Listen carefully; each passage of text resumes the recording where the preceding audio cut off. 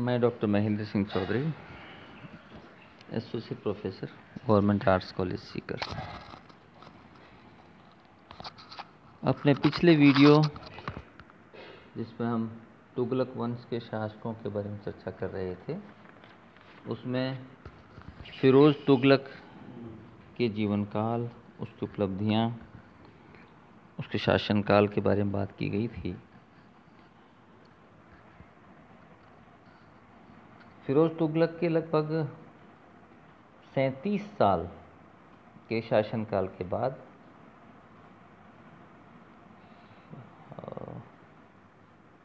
एक बहुत महत्वपूर्ण घटना भारतीय इतिहास में घटित हुई, जब फिरोज तुगलक की मृत्यु हो गई और उसके बाद बहुत कोई योग्य तुगलक उत्तराधिकारी सत्ता को संभालने के लिए नहीं मिला। तो उस समय लगभग 1398 ईस्वी में तैमूर लंग का आक्रमण भारत पर हुआ। तो आज की इस वीडियो में हम बात करेंगे कि तैमूर लंग का आक्रमण 1398 में होने के क्या कारण थे और इसने किस तरह से भारतीय राजनीति को प्रभावित किया, और उसके बाद ये तैमूर का आक्रमण और अन्य कौन कौन सी ऐसी परिस्थितियां थीं जिसकी वजह से भारत में शासन कर रहे तुगलक वंश का अंत हुआ। सबसे पहले हम बात करेंगे कि तैमूर का आक्रमण, ऐसी कौन सी परिस्थितियां थी, तैमूर कौन था, कैसे उसका भारत आना हुआ, और फिर उसके इस अभियान के, इस लूटपाट के भारत पर क्या प्रभाव पड़े, ये बात करेंगे। तैमूर लंग का जन्म लगभग 1336 ईस्वी में समरकंद में हुआ था। उसकी कुरान पढ़ने में और सैनिक शिक्षा लेने में बहुत गहरी रुचि थी और इसके अनुसार उसकी शिक्षा दीक्षा भी हुई। युवावस्था में उसका एक पैर का उसको एक पैर खो बैठा था, इसलिए उसे तैमूर लंग कहते हैं। 1369 में वो समरकंद का शासक बना। उसने आसपास की क्षेत्र जैसे मेसोपोटामिया, ख्वारिज्म आदि को वो जीत चुका था और इससे उसकी साम्राज्यवादी लिप्सा और ज़्यादा महत्वाकांक्षी हो गया था और उसकी इच्छा बढ़ गई थी कि साम्राज्य विस्तार करें। और उसने भारत में जो मूर्ति पूजा या धर्म जिस तरह का था उसका विनाश करने का एक बहाना ढूंढा और भारत पर आक्रमण करने का उसने निश्चय किया। हालांकि यही एकमात्र कारण नहीं था।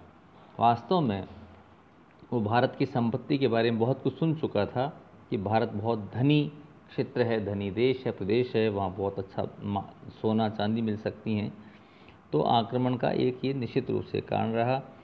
जैसा कि बताया, मूर्ति पूजा का विनाश करना चाहता था, अर्थात वो इस्लाम धर्म का प्रचार प्रसार करना चाहता था। और फिर सबसे बड़ी बात कि उस समय भारत की जो राजनीतिक स्थिति थी वो उसके अनुकूल थी, क्योंकि तुगलक शासकों में भी गृह युद्ध था और फिरोज तुगलक के बाद में कोई योग्य शासक भारत में तुगलक वंश को संभालने वाला नहीं था। तो इन परिस्थितियों से प्रोत्साहित होकर के और उसने भारत पर आक्रमण करने का निश्चय किया। वैसे संक्षेप में हम कह सकते हैं कि 3 G's की बात करते हैं। 3 जी का मतलब गॉड, ग्लोरी, गोल्ड, अर्थात महत्वाकांक्षा पूरी करना चाहता था, अपनी प्रतिष्ठा, अपना मान सम्मान, साम्राज्य विस्तार करके पाना चाहता था, ईश्वर का यानी धर्म का प्रचार प्रसार करना चाहता था, गोल्ड यानी धन संपत्ति, सोना वो अर्जित करना चाहता था। तो ये 3 महत्वपूर्ण कारण हैं मध्यकालीन युद्धों के, आक्रमणों के या अभियानों के, जिसके तहत ये सारे आक्रमण उस समय होते रहे हैं। सबसे पहले उसने अपने पोता पीर मोहम्मद को मुल्तान भेजा और वो सफल रहा। फिर कहते हैं कि स्वयं तैमूर लंग अप्रैल 1398 में समरकंद से चला और सिंधु, झेलम, रवि इन नदियों को पार करते हुए मुल्तान के उत्तर पूर्व तक आ पहुंचा।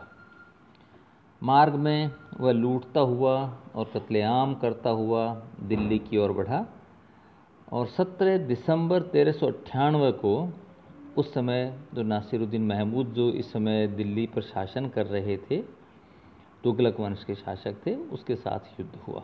17 दिसंबर 1398 को तुगलक शासक नासिरुद्दीन के साथ उसका युद्ध हुआ और सुल्तान कहते हैं कि हार करके और गुजरात की ओर भाग गया, दिल्ली को अपने भाग्य पर छोड़ करके वहाँ से बाहर निकल गया। 18 दिसंबर को दिल्ली पर अधिकार कर लिया तैमूर लंग ने और लगभग 15 दिन तक दिल्ली में रहते हुए यहाँ खूब लूटपाट की, दिल्ली को खूब लूटा, खूब अत्याचार किए। एल श्रीवास्तव इतिहासकार हैं, उनका ये कहना है कि उसके अत्याचार और सेना के अत्याचारी व्यवहार के कारण नगर की जनता को प्रतिशोध करना पड़ा, विरोध करना पड़ा। इस पर तैमूर ने कत्लेआम करने का आदेश दे दिया और जो लगभग 3 दिन तक दिल्ली में जमकर कत्लेआम हुआ, आम व्यक्ति को कत्ल कर दिया गया, मार दिया गया, लूटपाट की गई। लेकिन यह निश्चित है कि इस दौरान दिल्ली में खूब तबाही हुई, मारकाट हुई, लूटपाट, कत्लेआम हुआ। जफरनामा में ऐसा विवरण मिलता है कि हिंदुओं के सिरों को काट काट कर उसने ऊंचे ढेर लगा दिए और उनके धड़ को, जो शरीर था बचा हुआ धड़, उनको हिंसक जो पशु पक्षी हैं उनके लिए खुला छोड़ दिया गया। तैमूर यहाँ के जो सर्वश्रेष्ठ कलाकार थे उनको अपने साथ समरकंद ले गया ताकि वहाँ पर आर्किटेक्चरल जो मॉन्यूमेंट्स वगैरह हैं उनका वहाँ अच्छा निर्माण करा सके। तैमूर का दिल्ली में रहकर शासन करने का कोई प्लान, कोई मंशा नहीं थी, इसलिए वो जनवरी 1399 में अर्थात हाथों हाथ ही उस अभियान के बाद में वो वापस समरकंद के लिए रवाना हो गया। वापस लौटते हुए 19 जनवरी को उसने मेरठ को भी उजाड़ा। इसी दौरान उसने हरिद्वार को बुरी तरह लूटा। लेनपूल इतिहासकार हैं, वो लिखते हैं कि कत्लेआम के उपरांत तैमूर ने अल्लाह को धन्यवाद दिया और समझा कि उसका भारत आने का उद्देश्य सफल हुआ है। तो इस तरह से उसका ये एक सैनिक अभियान बहुत छोटा सा अभियान था और यह वास्तव में कहें तो उसका ये आक्रमण एक लूट का, एक रेड थी, एक तरह से लूट थी और उसमें वो सफल भी रहा था। और इस लूट के बहुत सारे परिणाम निकले, जैसे तुगलक शासन का एक तरह से अंत सही हो गया था, क्योंकि इस समय ये बहुत कमज़ोर हो चुके थे, दिल्ली छोड़ के भाग चुके थे। यहाँ पर बहुत सघन जो लूट हुई थी, कत्लेआम हुआ था, फसलों का जो नाश हुआ था, उससे आर्थिक संकट आ गया, अकाल पड़ गया। कत्लेआम हुआ था, उससे बहुत कई बीमारी फैली, प्लेग फैल गया, हवा, जल, पानी सब प्रदूषित हो गए। छोटे छोटे प्रांतों का उद्भव हो गया, जैसे गुजरात, मालवा, राजस्थान, खानदेश, दक्षिण भारत में कई सारी रियासतों का इस समय स्वतंत्र अस्तित्व स्थापित हुआ। दिल्ली पर एक नवीन राजवंश सैयद वंश की स्थापना हुई। मुगल शासन स्थापित होने के लिए अब एक मार्ग प्रशस्त हुआ कि समरकंद के शासक भी यहाँ आकर के लूटपाट कर सकते हैं, शासन स्थापित कर सकते हैं। इसलिए मुगल वंश जो बाबर बाद में भारत आता है उसके लिए भी ये रास्ता खुल गया था। दिल्ली एक तरह से पूरी उजड़ चुकी थी, अपने वैभव को खो चुकी थी, व्यापार वाणिज्य खत्म हो गया था। इसलिए कहने का अर्थ ये है कि तैमूर लंग के आक्रमण से भारत में कई तरह के परिणाम या प्रभाव इसके हम देखने को मिलते हैं। अब हम बात करेंगे तुगलक वंश के पतन के क्या कारण थे।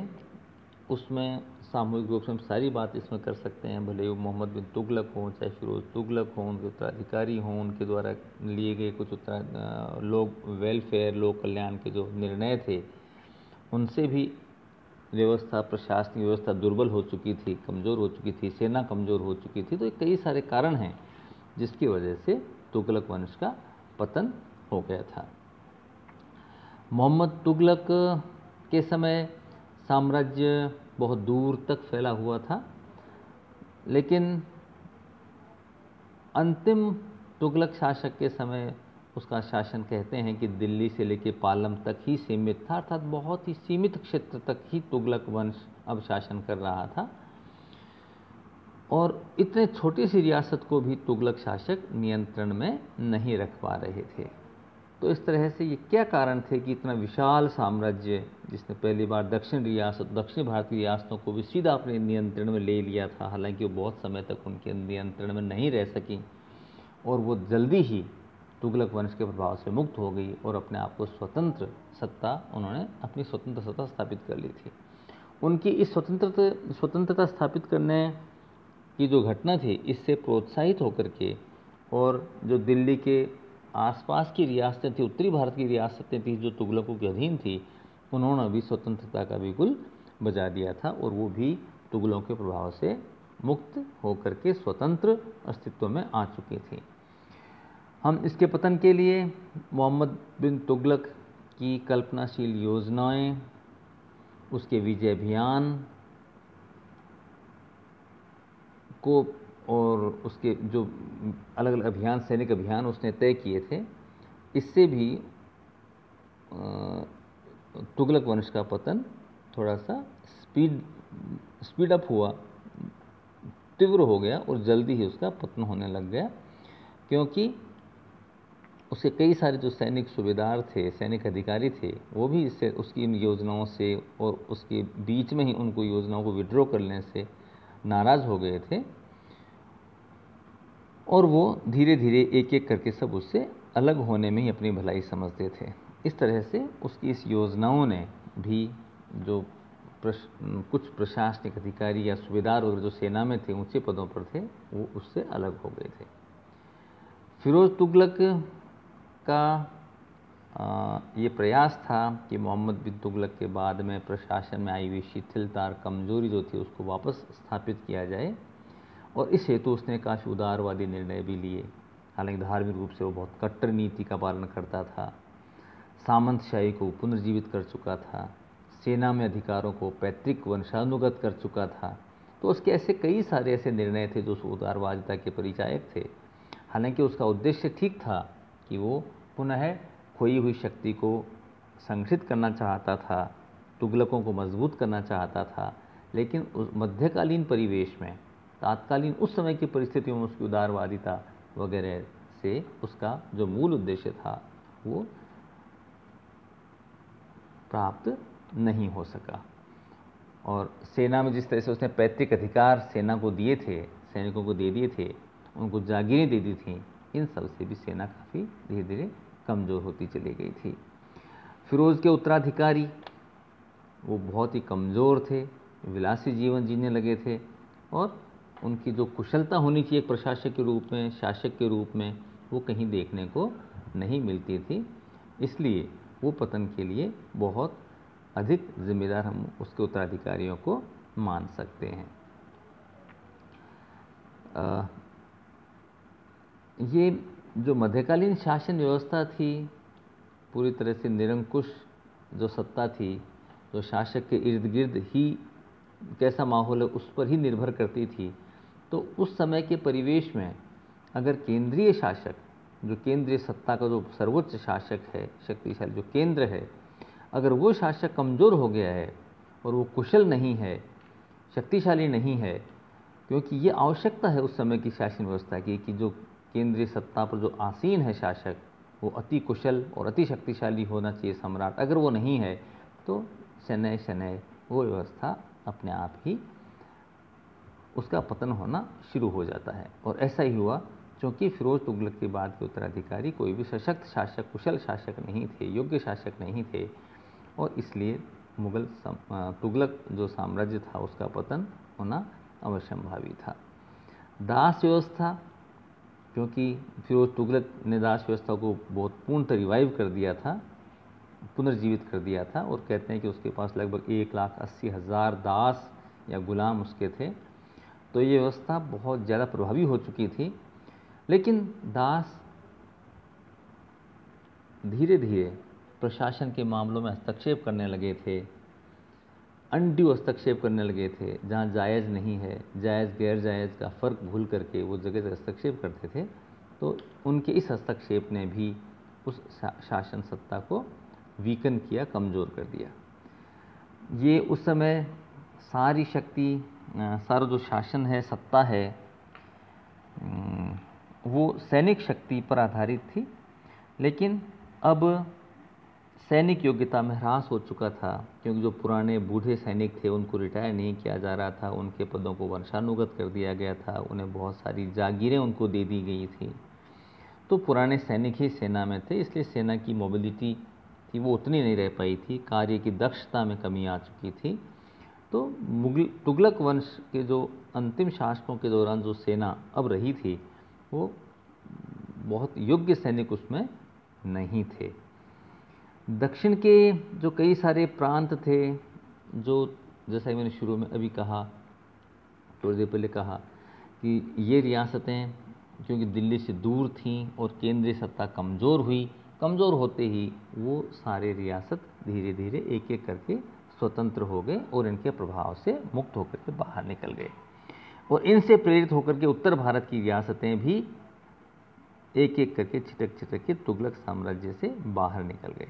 और इसीलिए कहा जाता है कि तुगलक शासकों, अंतिम जो तुगलक शासक थे उस समय तुगलक वंश का शासन दिल्ली से लेकर पालम तक ही सीमित था, अर्थात कुछ किलोमीटर्स में ही, कुछ मीलों में ही ये साम्राज्य सीमित हो चुका था और ये साम्राज्य भी वो सफलतापूर्वक नहीं संभाल पा रहे थे। तो धीरे धीरे कई स्वतंत्र राज्यों का उद्भव हुआ और वो अपने आप को स्वतंत्र घोषित करने लगे। धार्मिक रूप से फिरोज तुगलक बहुत कट्टर था, तो उलेमाओं का भी प्रशासन में हस्तक्षेप होने लगा। तो अन्य जो लोग थे, यहाँ के अधिकतर जो अधिसंख्य लोग, जनता थी, वो उनके इस प्रभाव को, उनके हस्तक्षेप को स्वीकार नहीं करना चाहती थी। और जो महत्वपूर्ण कारण है जिसकी वजह से इस साम्राज्य का पतन हुआ, उसमें हम, जैसा कि मैंने ऊपर शुरू में बताया था, कि तैमूर लंग का आक्रमण था। It was a severe jolt to the Tughlaq empire. Tughlaq जो साम्राज्य था उसको एक बहुत बड़ा झटका तैमूर लंग के आक्रमण से लगा और 1398 के इस आक्रमण से, इस आक्रमण ने पूरी तरह से इनको तहस नहस कर दिया और ये व्यवस्था जो तुगलक वंश की थी वो कोलैप्स हो गई, उसका पतन हो गया। आज के इस वीडियो में हम इतनी बात करेंगे। Thank you.